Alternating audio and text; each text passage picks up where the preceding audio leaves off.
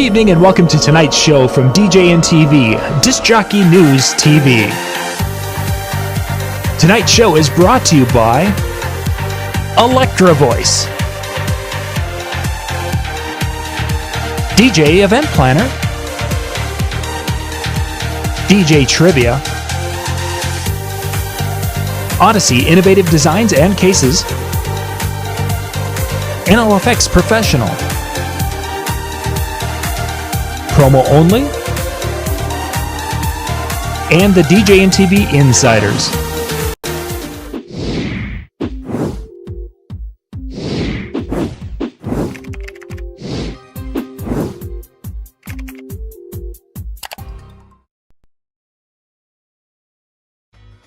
DJ Event Planner will change the way you manage and run your business. Streamline all of your procedures and software into one easy-to-manage system.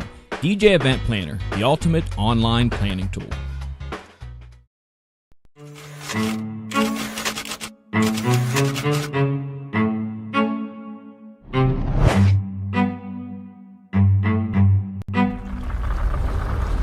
Welcome to DJ NTV and Tuesday Night with Ben Stowe. Now introducing the one and only Ben Stowe. Yeah, baby! Yeah. Hey, good evening and welcome to Tuesday Night with Ben Stowe, because tonight is the night that we talk to Ben Stowe. And of course, Donnie Lewis already pretty much concluded this show for us. Yeah, he pretty much said it all. I think we could just kind of wrap this pretty much up. So it was a great show. Thanks, Donnie. Well, see you next time. Actually, we'll go to the after chat and talk about Ben's trip down to check out some Star Wars things, but we'll get to that a little bit later. Ben, this is a question. Cream. And ice cream. Oh, yeah, that's right. You're gonna have to explain that to me. That looked. I don't even know if I could grasp what I was seeing. We'll just go with that, and we'll come back to that a little later. All right. So. All right. This is the time of year when we're getting ready for wedding season. DJs are looking at that. A lot of people are thinking, I've got some friends getting married. They want to get gear. They want to do this. And really the question becomes is we can go high end with our purchases, and we can get something in the middle, or we can get something on the lower end. There's a gamut from pretty much all the major manufacturers, and then a lot of not major manufacturers. The boring topic. Sorry, I just had to yawn. Yeah. So my question is we've talked on past shows about the whole buy once and you have the pain once type of thing, but not every DJ's in that. So for those DJs who are wondering, they both in essence sound good when they test them out wherever they are. What are some of the things that really separate the different lines of quality of gear when you're going from more of a cheap to a more of an investment? Well, I'm going to start right out with the controversial, and I'm going to probably make some people mad here, and I'm okay with that, because you said, they listen to them and they both sound good. And I will say this, I think there are some DJs out there that have excellent ears. And there are some DJs out there that I think are absolutely tone deaf. Yep. I experienced this with a friend of mine who was talking about his system, and it didn't sound bad. It sounded horrible. I mean, it was whatever's worse than bad. And he was just he goes, doesn't this sound great? And I'm like, no. You can barely tell what the song is. Like, you can make a contest out of it. Can you name that tune? I don't know. And anyway, so I think they're, I guess I'll say it this way. That's one of the things you typically will find, is that from entry level to, and we'll say high end, and I'm going to come back and challenge you to kind of define that. There is a difference, and you can hear the difference. We'll pick on our friends at Electra Voice, because everybody knows I love Electra Voice, and they can take a good beating, because I think they're probably the number one loudspeaker company in the world now. They can take it. So, but if you take ZLX, which is good, and you play the same program material, play the same song, everything the same in that and the ETX, there's a clear difference. There's a very apparent difference. And so I guess the way I'll answer your question, the first one, is to say that just because you don't hear the difference doesn't mean it's not there. You say, well, they sound the same to me. Well, just take it from me. They're not. So that's a great point. For those of us who've been doing this for many years, and we do have hearing damage, is there a way to mathematically or some other way, or is it just something to get a couple of people who maybe have better ears than you? How would you recommend somebody like myself who doesn't hear as well as I did 20 years ago? Yeah, that is a challenge, and it's a challenge for me too, because I'm guilty of that as well. I think part of that is hopefully we lose our hearing gradually and we begin to compensate in our minds. I still think I'm a pretty good sound engineer, but I know that I don't hear as well as I used to. Mm-hmm. One thing would be to get your hearing tested and to be honest with yourself and learn where your shortcomings are. But you can also do it mathematically. I see this more and more. It used to be kind of I think it was sort of poo-pooed a little bit in the old school, but now you see more and more everywhere you go. Touring engineers have SMART or something running because it gives us a mathematical, unbiased measurement that allows us to validate and quantify what we're hearing. One is that validation. Am I really hearing that? Yes, I am. Here it is. There's the mathematical proof on the screen. And two, it gives you a chance to kind of see things that you maybe aren't hearing anymore. For example, frequencies above 16K for me, not much there anymore, And anyway, and of course I have a daughter who is I don't know if she's legally deaf, but if there's where the distinction is, but hard of hearing, we'll say she's hard of hearing. She has substantial hearing loss, and so I've learned a lot from her about what people do and don't hear in the world.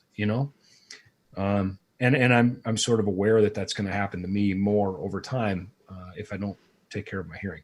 So I guess number one is you could use software to visualize that. You could play something like filtered pink noise and look at the response with the measurement, and I've done that in some of the videos that I've got out on YouTube.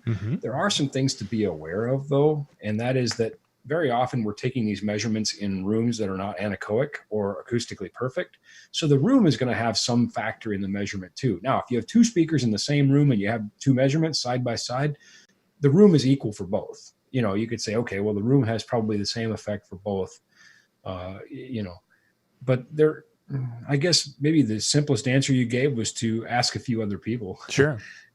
And sound is also subjective. And so I think that's where the line gets thinner as we start comparing higher end stuff.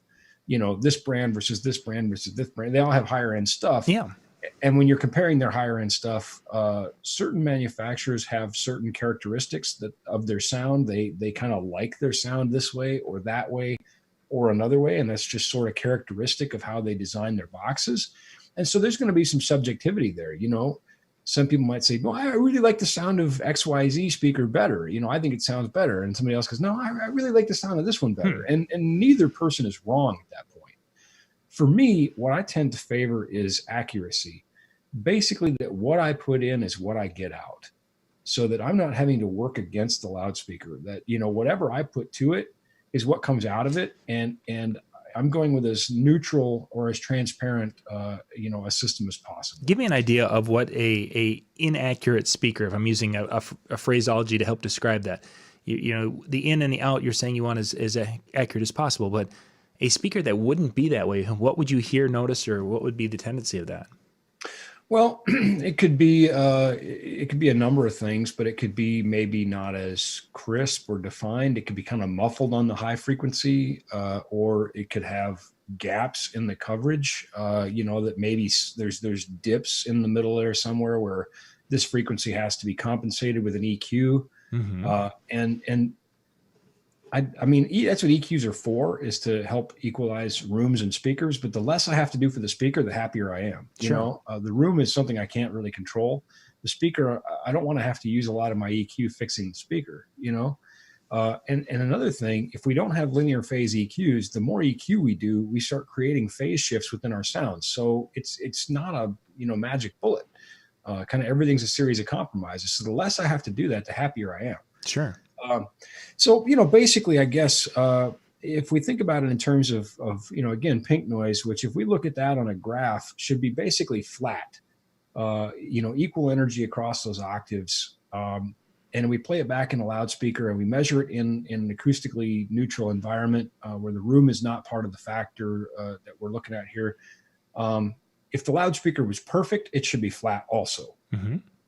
No loudspeaker is perfect, but the more that I have to do to achieve flat, the more I'm using up those resources just to compensate for a loudspeaker.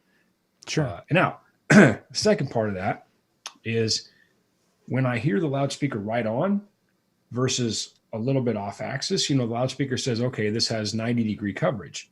Okay, but does it sound the same at on axis as it does at 90 degrees? If not, the experience for those people isn't the same. So, what I'm hearing on axis if I'm mixing is not what somebody that's sitting in the side seats, or just even, a little bit to my left or my right, they're not hearing the same thing. Therefore, the mix is not right for them.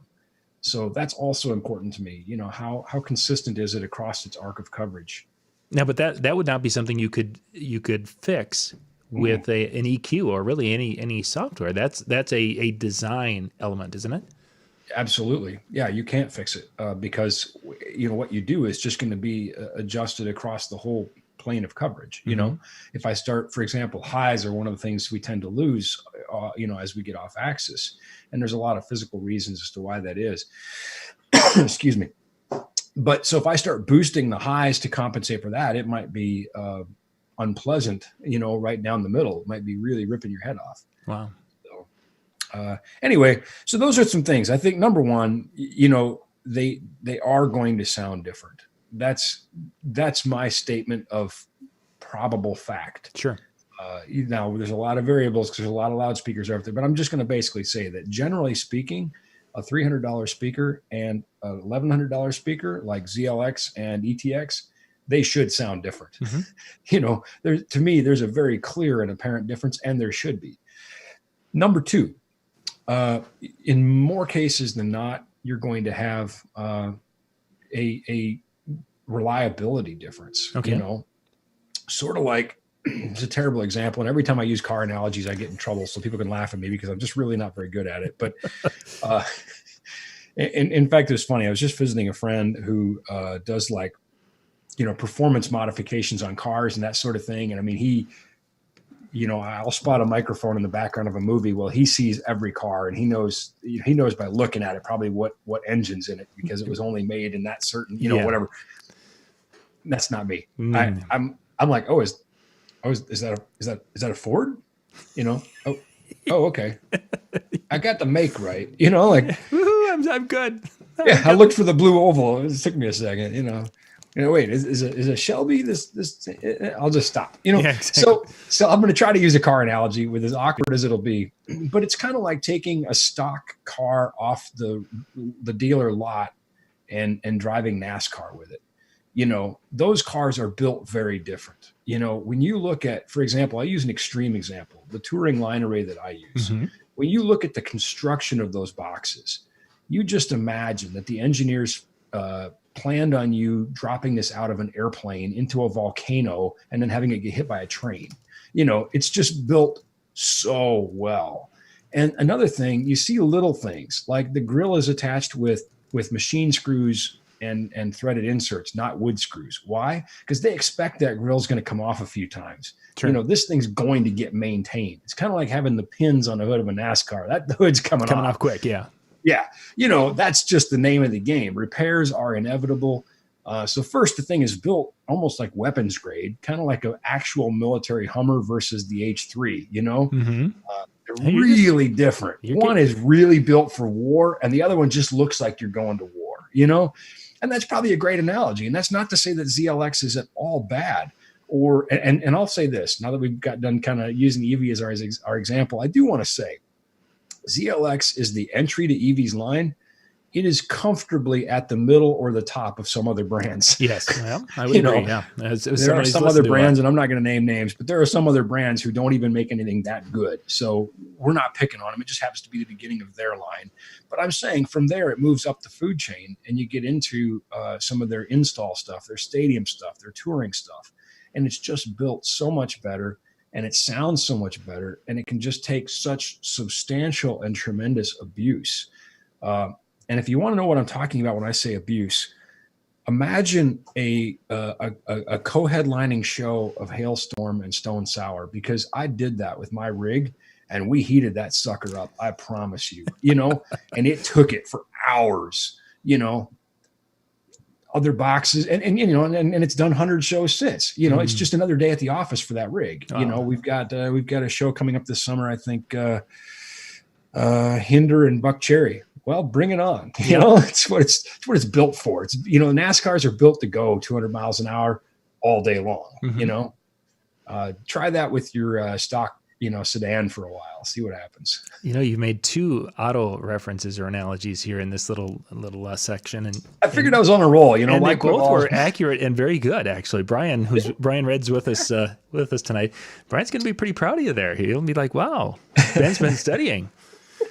Yeah, I'll quit while I'm behind, I think. So, maybe it was that time I spent with my friend in Florida. He'll be relieved. He doesn't watch this show. He's not at all interested in what I do. But not so much. But that's right.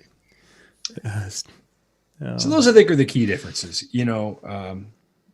Just overall price equals performance most times. Now, I wanted to challenge you to quantify what is high end, because I think that's a really difficult question to answer. And I think that, we've talked before about having the right rig for the gig. Yes.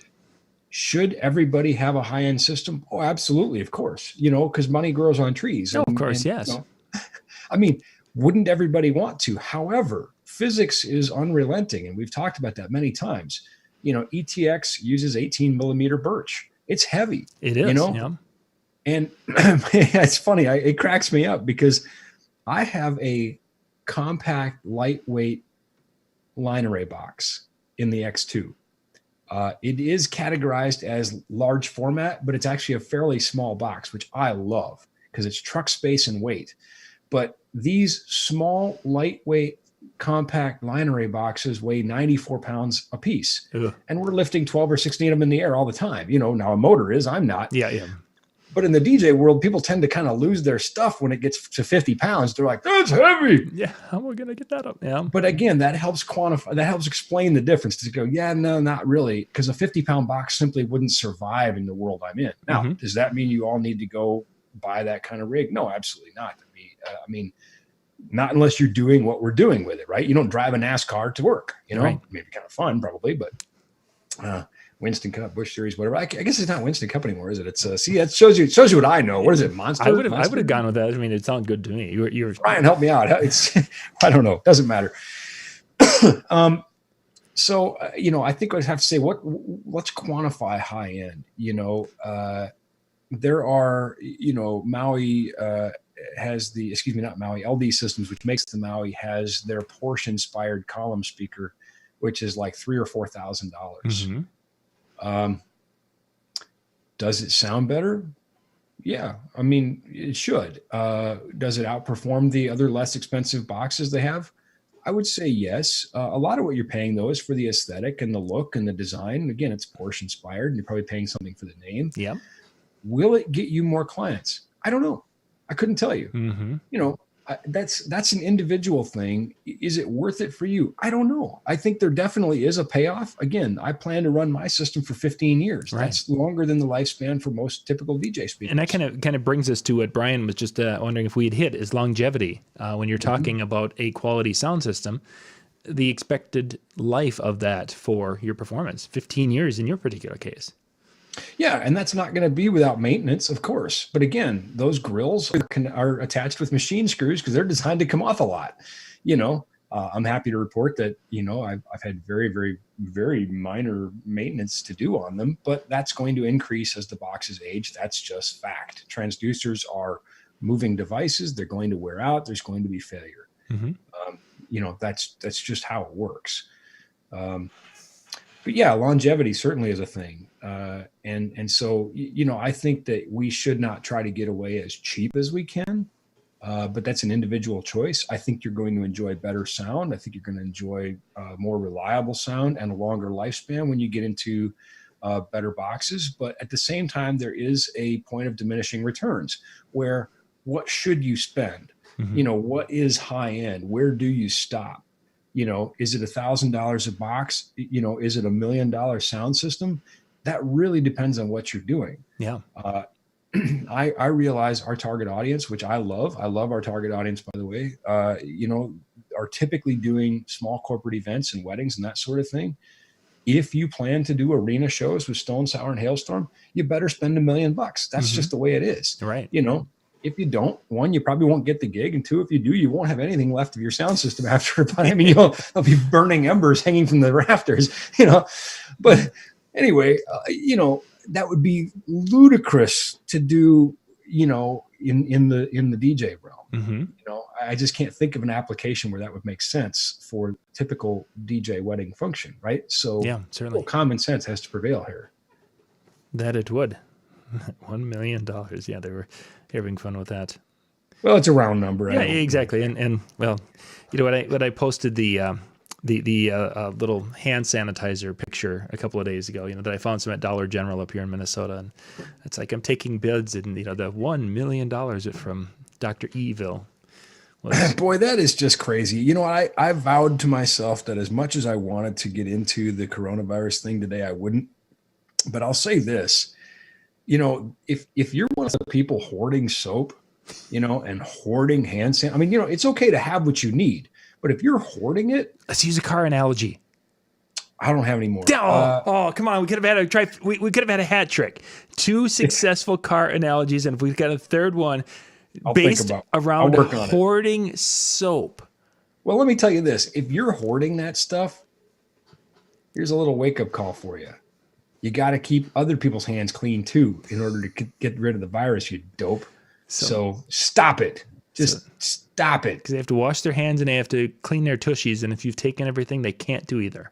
I don't get the toilet paper thing. That's another thing. By the way, this is so, we just had a big long get to know Ben session at the conference, and I did enjoy that. It was scary to be that vulnerable and to be, open about those things, but I feel good about the presentation that I gave. In case people are wondering what I was thinking about doing, what Ben wanted to be when he grew up before he kind of stumbled sideways into the sound industry, which, by the way, I think everybody now, I love being in the sound industry. I can't imagine doing anything else. And I'm so glad that I'm here. But if you had asked me before that tipping point in my life, what I was going to do when I grew up, I was going to be a virologist, which is someone who studies viruses. In fact, I even wrote a paper on the risks of HIV transmission in contact sports because I was a high school wrestler. Sure, yeah. So, anyway, the risk is fairly low, by the way. But yeah, so this has been a really interesting thing for me to kind of watch in that lens of ancient history of my life, to watch how we react to this thing and to look at the different sets of data and that sort of thing. So one, wash your, it shouldn't take a pandemic to have you wash your hands. It's just gross. Yeah. Wash your hands, exercise, eat healthy, and of course, a little common sense and hope for the best. So let's before we wrap things up, I want to, because again, a lot of folks got to learn more about the Ben Stowe and behind the business or the early years of NLFX Pro. If you guys are wanting to go check that out, go out to djntvtraining.com. There's a link on the front page there. You can click on that and you can get that video to check that out. And all the videos that we had are going to be going up from the show. I know a few new insiders signed up because they wanted to see it. Now they're probably going to cancel next month, but no, they listen. Not if they're smart. There's so much great stuff there. They should. And I don't. By the way, viewers, I just want to tell you this straight up. I don't get a penny out of the deal. I don't care if you're an insider or not. But you should be. Like it doesn't benefit me financially, but there's a lot of great stuff there. Yeah, there really is. I was actually going through the list today as I was working on a couple things on the website, and I was like, gosh, there's a couple of videos that are 18 months old in there. One of them was. It's like, I remember that, and that was a really good video. I need to go back and watch it again. And I was probably part of it. But yeah, it's just that there's a lot of great, and even on our YouTube channels, we've been doing shows now we started in 2014. So, we'll do the math and come up with that, 6 years. Yeah. You and I, what have we done? 200 shows maybe? Yeah, we've done quite a few shows and so I can't far believe people still watch. Our wives are still letting us talk on a regular basis. So that is something. Actually, funny you say that, since we're having a private conversation in front of thousands of our closest friends. Exactly. Cheyenne wants to coordinate a family trip this summer. So I guess everybody knows my wife's name now. Anyway, so yeah, they know anyway. Yeah, They all know me. exactly. By the way, if you're not a DJ NTV insider, it's probably worth $20 just to see me cry. So you can go watch my speech and see me cry for $20. And anyway, And be part of that. Yeah, she's going to reach out to you, try to get that figured out, so we can maybe make something happen. Yeah, it was actually we were actually talking about buzzing up your way here the next few days, because we need to do that. So. Awesome. Well, I'm here until Sunday, and then I fly out to Vegas. Obviously, there's another show. Another thing coming up. Yeah, we'll be down here at Mobile Beat Las Vegas. Then I'm on the road doing some sound for about a week or so. I get back on the 25th after doing some arena shows. So I've got to go out and practice what I preach. Yeah, so. you're going to be a busy man. Go heat up those boxes. So you spent some time last week. We were off on Tuesday because you were doing some family time. Share with us just a couple, if you can, of those moments that we as fathers, when you have the family together like that, just a couple of those and those moments where you're like, oh, that was really kind of a cool family moment. My kids got along for a week. That was pretty good. That is very impressive, because as the 3-day rule comes in, so. Yeah, and we were gone more than a week, and for me it was. I'll tell you what. I'll be honest.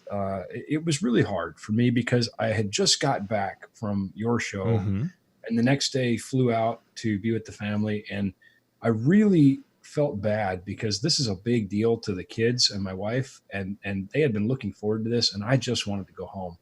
I just so much just wanted to sleep in my own bed and recover and rest. From being on the road. And while I was gone, I was dealing with a lot of issues. Some were unnecessary, I think. But, when you're the president, if it comes to your desk, it shouldn't be an easy problem. It should be a hard problem. The easy problems should get solved somewhere else. So you're left with the hard ones. And that's my job. And it's tough to take vacation away from that. It's tough to leave your customers in a spot. In fact, I find myself simply unable to do it. Sure. So I did spend a lot of my vacation working, dealing with unpleasant things. Obviously, there are some unexpected problems with supply chain issues due to COVID-19 and that sort of thing, and then other things. But we had a good time. We did have a good time. And I reminded myself many times, I kind of had to just pull myself aside, sort of, get over here, talk about it now, that this was for the kids. And this was their vacation and not my vacation. And I think that as fathers, that's one of the things that we have to do. We have to, it's not about us. It's about, collectively them. And because of that, because the focus was on them and having a good time, I did too. Right. Kids will help you remember what's important. And sometimes that's, just a bowl of ice cream or a toy lightsaber or just a laugh. Kids have a way of bringing you back to what matters, I think. So speaking of ice cream, seriously, what was that bucket that you had? That is called the kitchen sink, and it is at a place called Beaches and Cream on the Disney Boardwalk. And I had been told about it, and I was very fortunate that not only was my family on this trip, but also an employee that has been my coworker at NLFX for more than 25 years, and his wife. And in fact, I introduced him and his wife to each other 20 some years ago. And so they went with us, and it was, even though we're coworkers, it really was more like an extended family trip. Yeah. And we had a really good time. And he said, you got to check this thing out. Obviously he's known me for a long time. He knew that I liked ice cream, and I don't have I guess I could pull up the list here real quick, but I know it was 8 scoops of ice cream. Let me just, let's see here. Yeah, it was like my big dog's dog dish size, where it was huge. It was called the kitchen sink, and it looked like a kitchen sink. So 8 scoops of ice cream, half a cup fudge topping, half a cup butterscotch topping, half a cup peanut butter topping, 1 medium banana, 1 cinnamon spice cupcake. Well, that's what that was. 1 angel food. I just ate it. 1 angel food cupcake. I think I mentioned 8 scoops of ice cream of various flavors. 3 tablespoons of chocolate syrup. 1/4 cup marshmallow cream. 1/4 cup strawberry topping. 1/4 cup pineapple topping. Pineapple. An entire can of whipped cream. a brownie, 6 inch by 6 inch brownie. That's a big brownie. That is a big brownie. One regular size candy bar, 4 chocolate cookies with cream filling, 1 tablespoon sliced almonds, 1 tablespoon dark and white chocolate shavings, 1 tablespoon chocolate cookies with cream filling, 1 tablespoon. By the way, this entire list is on the Tuesday Night with Ben Stowe Facebook page, if you're curious. 1 tablespoon of chopped jellied orange slices, 1 tablespoon milk chocolate morsels, 1 tablespoon peanut butter chip morsels, 1 tablespoon chocolate sprinkles, 1 tablespoon rainbow sprinkles, and a half a cup of maraschino cherries, which that is the cherry on top for me, literally speaking. I enjoyed it. And now, first of all, when the waitress was telling me what's in this thing, I said, you're not scaring me. I don't think you know who you're talking to here. I don't think you know who you're dealing with. I have eaten the entire banana split at Peppermill, which I plan to do again when I'm in Vegas again. However, I didn't eat anything else for a while after that. We split this. There were 6 of us that ate this thing. But yeah, between the 6 of us, we did polish it. Polish it off. So it's great. When they serve this thing, they shut the lights off and they turn on like all these yellow police beacons and they make a big deal because they figure somebody's about to die. So, you know, give them less. Oh, fun. It was delicious. And my kids helped with that and we had a good time. So. Excellent. Well, Ben, we're going to wrap things up tonight. Once again, thank you, my friend. Good chatting. Next week, you are going to be then out of town. So we will probably be looking at 2 weeks or 3 weeks. Yeah, I think, you know what? I have an arena show on the 24th, which is a Tuesday. So so we'll probably be about 3 weeks then from tonight. Yeah. We'll be back, and then we'll get an update and have another show. I've got a series of questions that have been coming in, and I've been kind of holding those. So maybe we'll come back with another 10 questions for Ben Stowe. So if you guys have got questions, send those to me, private message those to me, so that way I can get these lined up. Because there's nothing more fun than surprising Ben with questions about all sorts of things. Why not? Let her rip. Viewers, I'll miss you. Feel free to watch some of those 200 back episodes we've done, and I'll see you when I get back after. Like I said, got to take my speakers out and play. Yeah, got to go and do the stuff so you can come back and report of how those things all kind of will work together. I got to pay for that family trip, so off on the road I go. Yeah, ice cream isn't free. All right, Ben, thank you very much. Thank you, guys. We'll be back in about 20 minutes. Brian is in the area here getting ready to talk about uplighting and selling that uplighting. We'll see you then.